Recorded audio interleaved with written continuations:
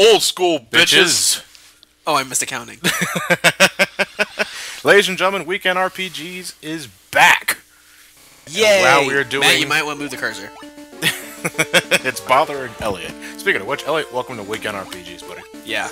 He's our new guest commentator. He said you guys said we want to do that. And it just bit the shit out of Gengar. And I goofed. So meanwhile, Matt, you had one job. For fuck's sake.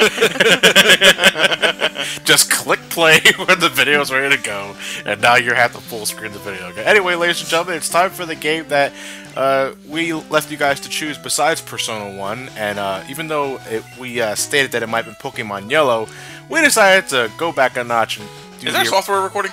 Huh? Is the software recording? What are you talking about? Oh wait, it's Audacity. Never mind. It's post-commentary, man. I'm a fucking idiot. It's been so long that we did it, I forgot the format.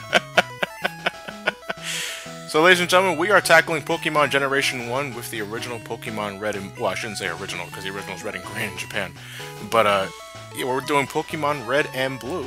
No, we're doing Red. For the Game Boy. Well, yeah, we're doing Pokemon Red, obviously. But Pokemon Generation 1 just for the sake of having things clarified. And, per Matt's request... Joke off. What the fuck? Thank you, Johnny. Nobody ever names the kid Gary. Or Blue. That's his name in the game is Blue. Well, he does act like a joke often. But us, we fuck with that. We're living the old days there, Johnny? Oh, you're playing the SNES. Alright, so first things first, the moment the game begins, check your PC for a free potion. Because, you know, apparently your PCs can hold your physical items. Technology. You know, that's one of those things I'm glad the Pokemon anime constantly averts, because that shit would be hard as hell to make sense out of. Okay, so according to the mom, all boys must leave their house one day. It says so on TV. What is she referencing? Stand By Me. I'm not kidding. I never watched it. Hey, Johnny. So apparently the school system in these worlds are met with universal disdain. And thus, instead of sending kids to academic institutions, just throw them out in the fucking wild. At 10 years of age. Holy shit. Not only that, but you're forbidden to leave unless you have a Pokemon. Because of a few blades of grass. A few blades of grass, a spiting rat, and an angry bird. Technology is incredible. You know, store every call as Pokemon in via PC. Alright, so when you begin your adventure, the town we're in is called Pallet Town. This is Red's home. The character we're playing as is known as Red, canonically. Though you can name him whatever you want. Isn't a color palette like a assigned color schema? So if you're playing the game on the Super Game Boy, every town has a separate color, yes. Right, but Pallet has one of its own too, I believe, but it's like a really... Pallet is a really dull lime green. Yeah. Yeah, not exactly a fan of that. Yeah, but like I said, though, I think it means like I thought it would mean like an empty palette compared to every other city, which seemed to be named after some kind of color or something. Well, if they really want to make an empty palette, it would just stay monochrome.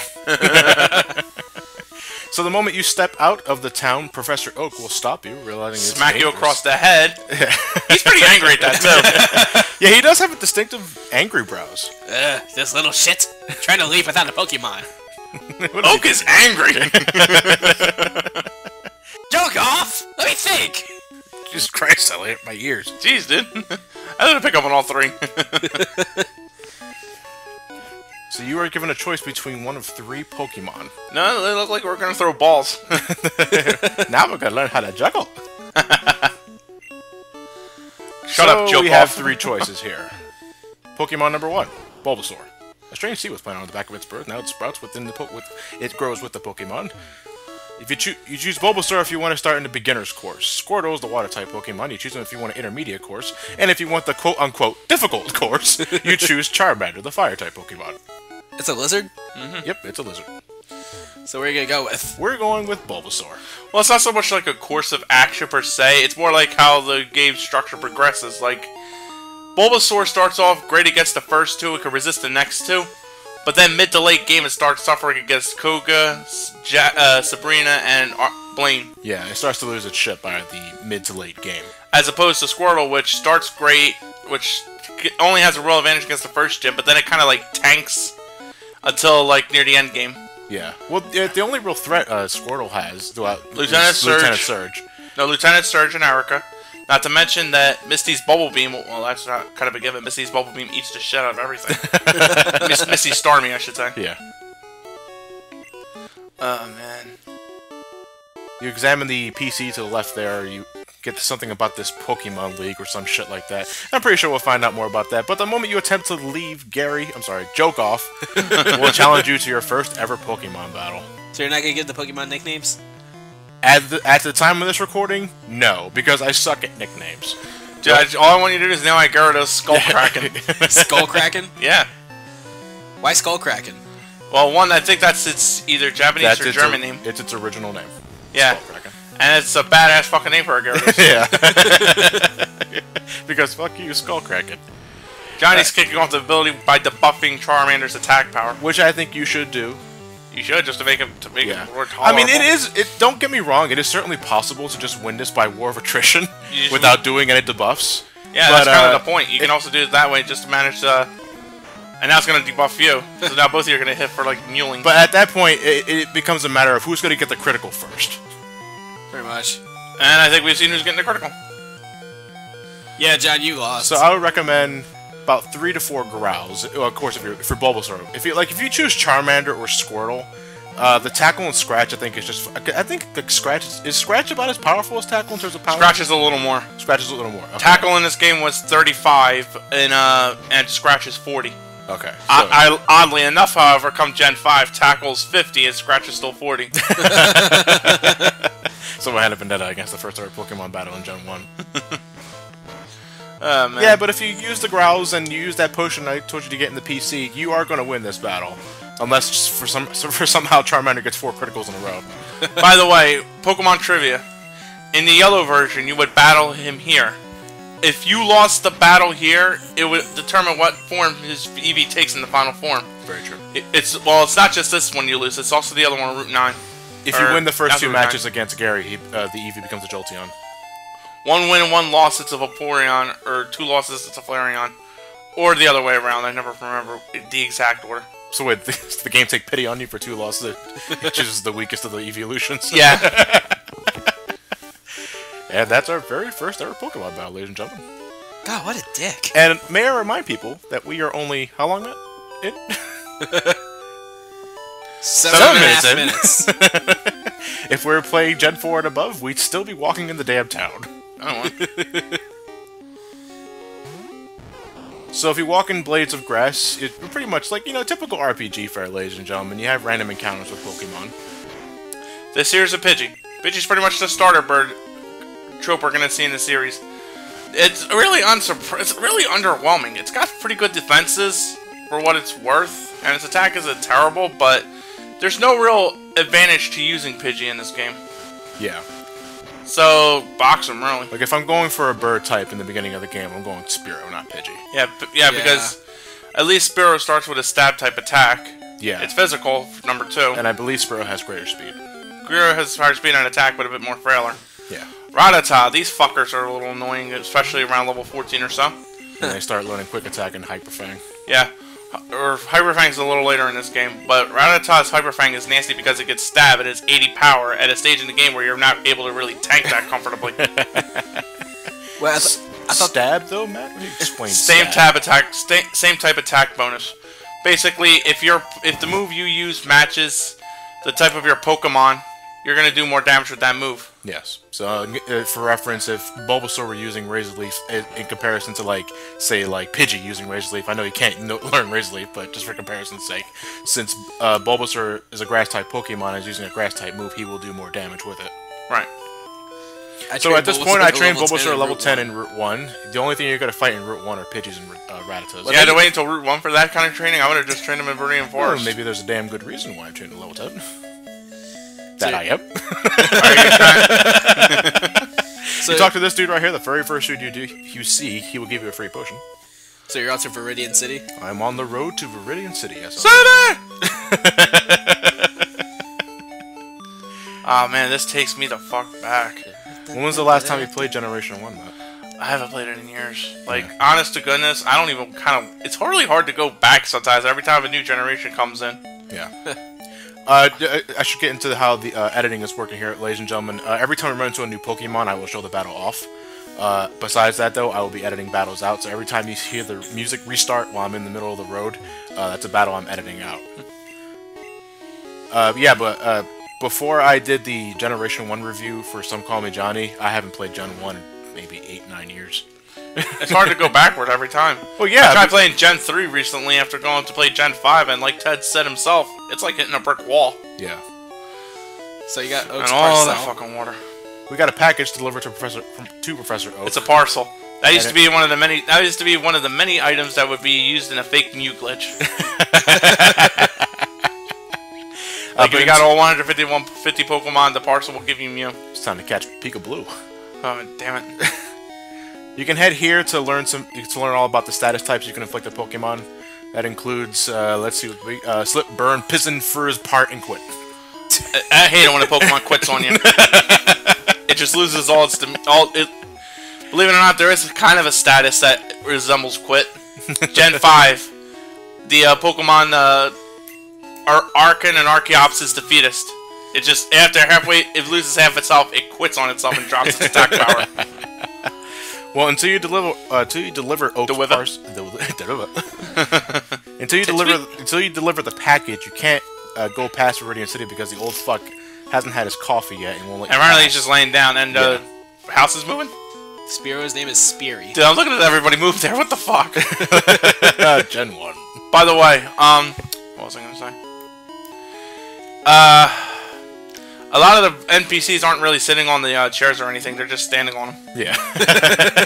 Nobody sleeps in beds in Final Fantasy. They just stand in place. Gen 1 is a game that introduced many to the franchise. Many will champion to this day. And one, I really can't understand why they would keep championing this one. This one had like the most fucking battle glitches I've ever seen. Yeah, Gen 1 is actually pretty damn buggy. We'll be getting into most of those bugs, I'd imagine. All I gotta do is find that chart and we can run the list right down. I'm kind of like wondering this though, like what if the Pokemon they start to rebel and just go to Pallet Town? There's a fanfiction or 3 that goes into that, I bet. Or 3, huh? Joke off! Grass! They wouldn't even see it coming from the tall grass.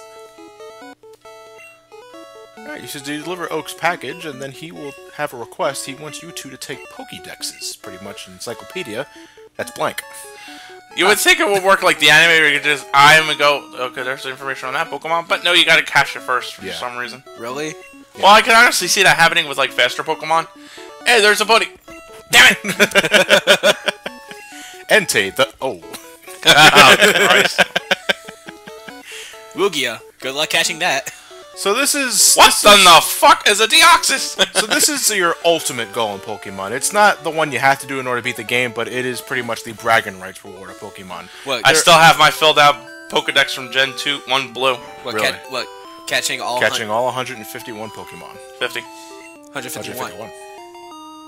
What's this? We're not fooling anybody here, Matt. Yeah.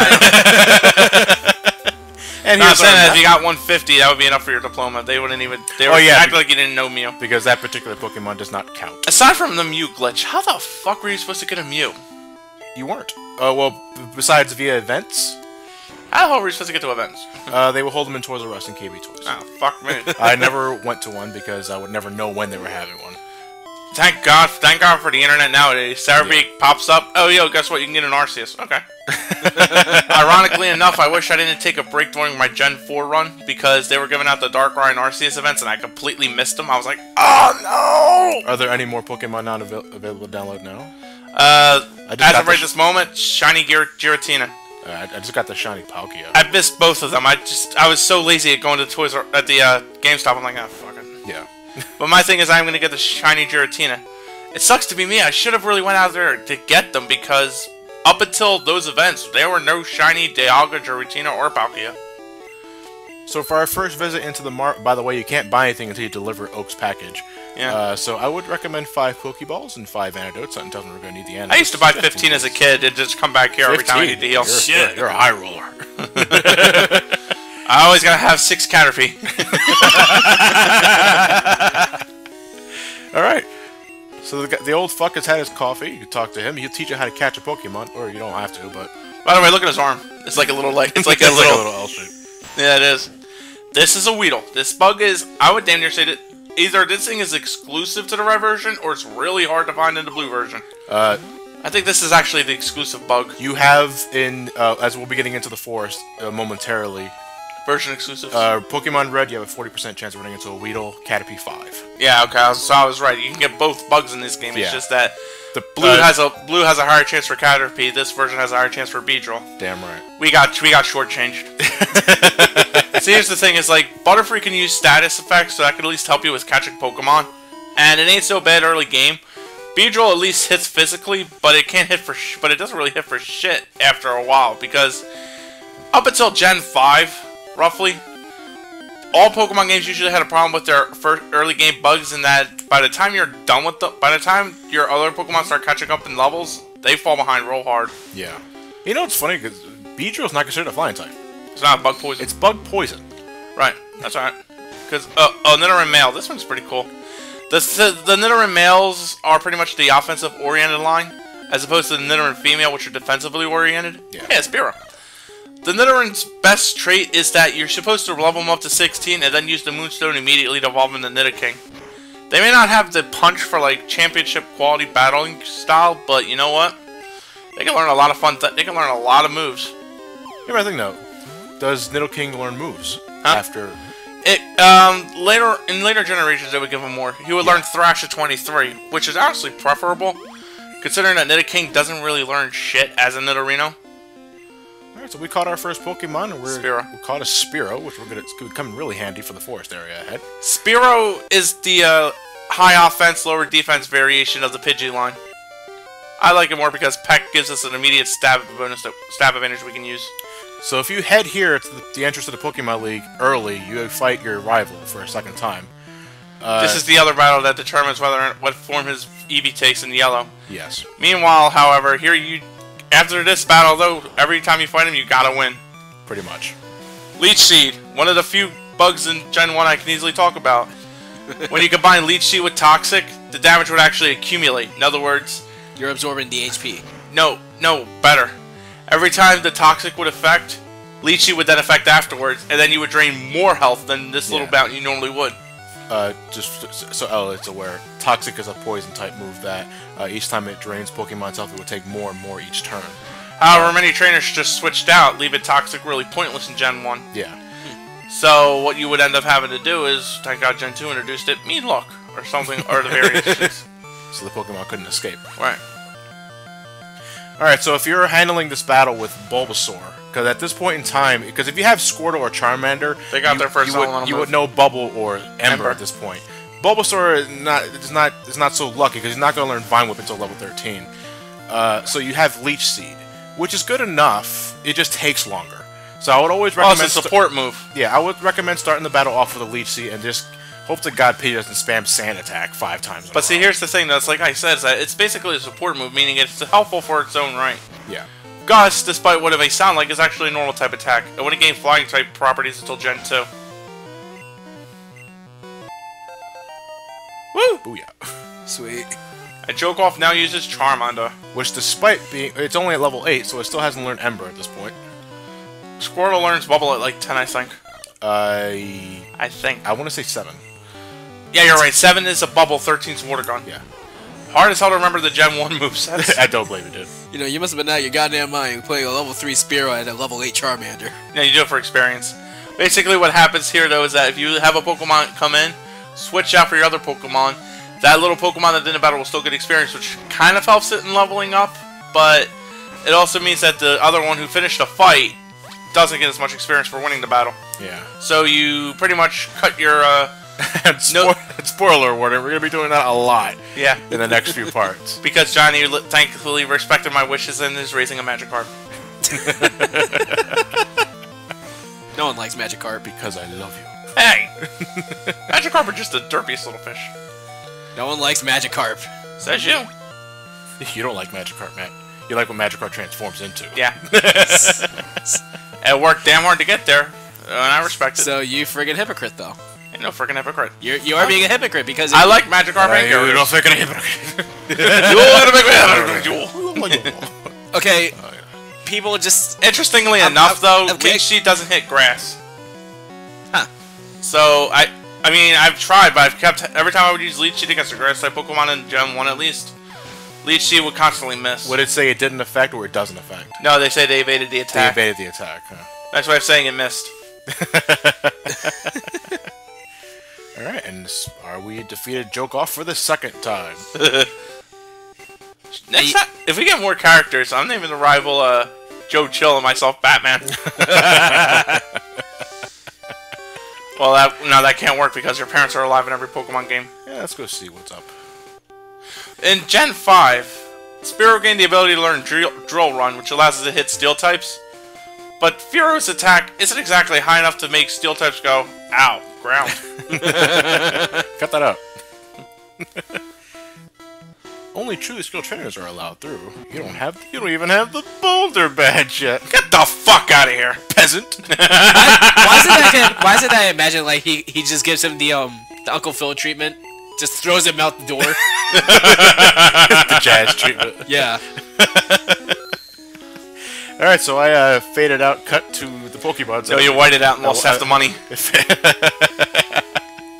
The dreaded fade. We are now heading our way to the... You can read the sign from the side like that? Yep. This is the side of a sign. Line? Oh, that's helpful with that line. Pewter City. The sign says we're on our way to Pewter City, but first we have to make our way to the Viridian Forest. Pewter. This patch of grass contains nothing but Pidgey and Rattata, nothing new. Alright. Moving on to the now. I've always liked this song when I was a kid playing this. Route 1? It's a catchy tune. Yeah. Do we get to go to Lavender Town? Well, I would hope so. Not in the next few parts of snow. Yeah, but I'm just saying, like, in general. I would hope so, otherwise we don't beat the game. It's mandatory. Welcome to Viridian Forest. Bug, bird, rat. I've had worse. That rat. That fucking rat. I think it was in Gen 1, IVs didn't exist. No.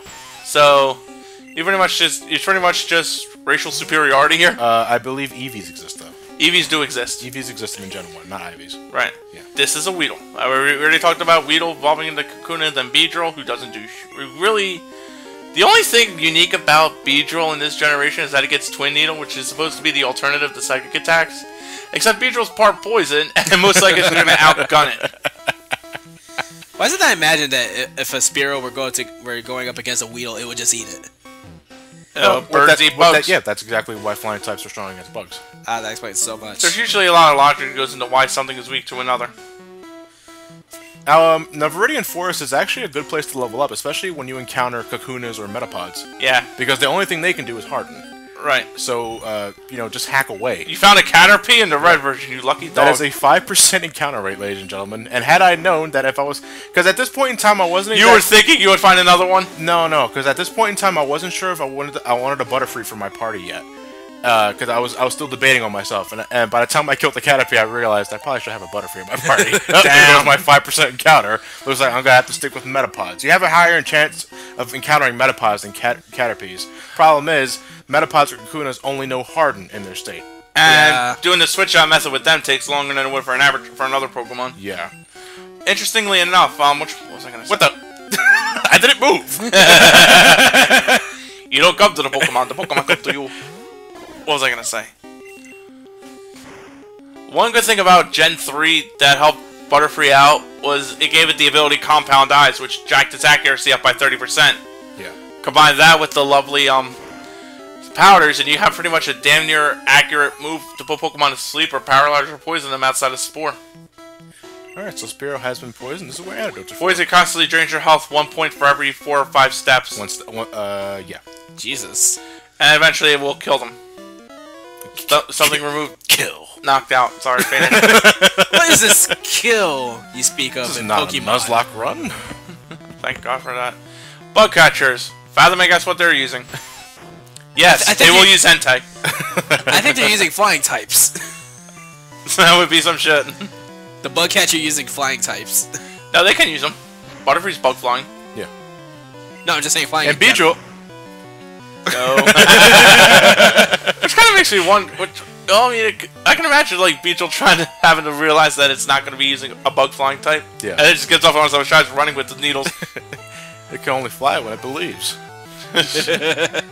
Yeah, there's a lot of Gen 1 oddities, actually, that... Well, no, Beedrill's going to remain bug poison for the rest of its life. But, like, Magnemites. Magnemites in this game are pure electric. Gen 2 yeah, gives us they're electric grounded steel. electric types. It wouldn't get levitate until Gen 3, right? Yeah. No, it doesn't get levitate at all. It doesn't get levitate at all, okay. It becomes part steel in Gen 2, but it can learn Magnet Rise, which gives it a pseudo-levitate ability. Oh, okay. Now, it wasn't until Pokemon Yellow that you see the experience bar go up? No, that's Gen 2. Oh, okay. And another thing we should get out here, ladies and gentlemen, as per Matt's request, because I was heavily against it, but why not? We're showing off every trainer battle. Thank you. Oh, Jesus. Oh, come on, Jelliot. Did you say Jelliot? Yeah, Jelliot, come on. I could have sworn I said Elliot, but No, if I said Jelliot, I heard Jelliot, a J in that. my apologies. Poisonous Sting is like the weakest poison type attack in history, and they want you to use this on some Pokemon as their only means of attack. We don't. Now, since we will be showing off every trainer battle, I will do my best to strategize and try to attempt to take out every single Pokemon in one shot. So it doesn't last that very long. Kakuna, what are you doing here? I evolved from that Weedle. Fret not though, Cocoon is a It has no eyes. Yeah. And it must scream. No mouth either, you're right. Ugh. Yeah, but again, if you don't Metapods and Kakunas, the only thing they know is Harden, so pretty much any Pokemon, that's assuming that level 2, will have an easy time taking care of them. Weedle and Kakuna, maybe Beedrill, I'm not sure on them. Weedle and Kakuna had a very big pain in the ass ability called Poison Point in Gen 3, which could risk you getting poisoned upon contact. I swear I get poisoned a shitload in Fire Red and Leaf Green. I have a lot of bad luck when it comes to static. What, why? You had Static as well? Yeah. I had Poison. That was my fucking main. Viridian Forest as the first quote-unquote dungeon. Really not that complicated. You can find a few items lying on the ground. In fact, if you're wondering why I was browsing to the left and right sides in the beginning of the area, I was actually thinking of Fire Red and Leaf Green. There's actually hidden items in the grass there. Right. Not in Gen 1, Well, though. nah, that's a shame. But it's nice to show it off anyway. Another Kakuna, which means another experience sponge. Yeah. Shit! Each of the guys are really... Yeah, because Peck is super effective against bug types. Yeah, we kind of figured that. Can you dig it?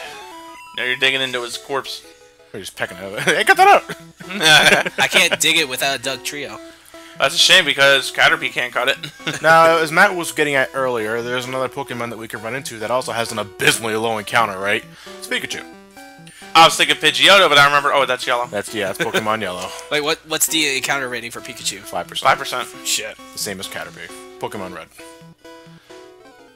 You know, and other playthroughs, earlier playthroughs, I always ran into Pikachu like in my 3rd or 4th encounter. Not here! Oh no, because I'm recording myself. But, yeah, I'm not kidding. We're gonna be jump cutting, obviously, but shit you not, guys, 30 minutes. 30 minutes. 30 minutes wandering in this damn forest. And I was fighting every single fucking Kakuna and Metapod in my way while I was searching Let me guess, Spearow became a Fearow? No.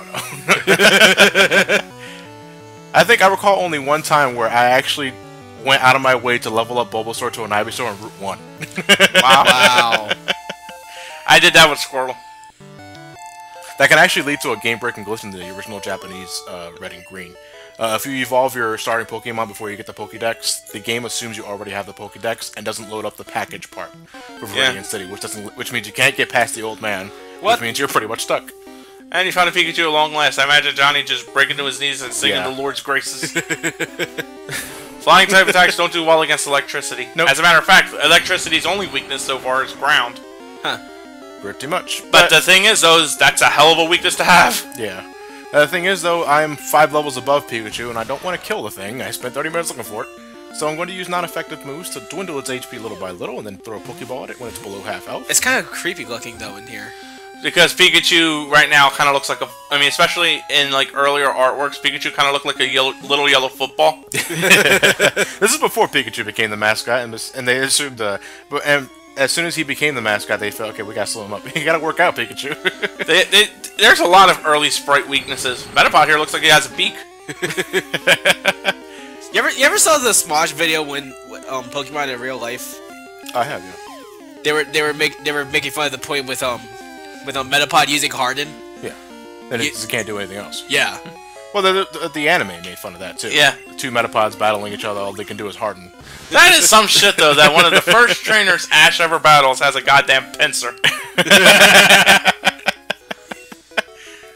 So I decided to capture a Metapod, and because Metapod only knows harden when you find it in the That was wild, a slog and a half. you have to switch it out constantly until it gets to level 10, in which it evolves into a Butterfree. And it has fangs.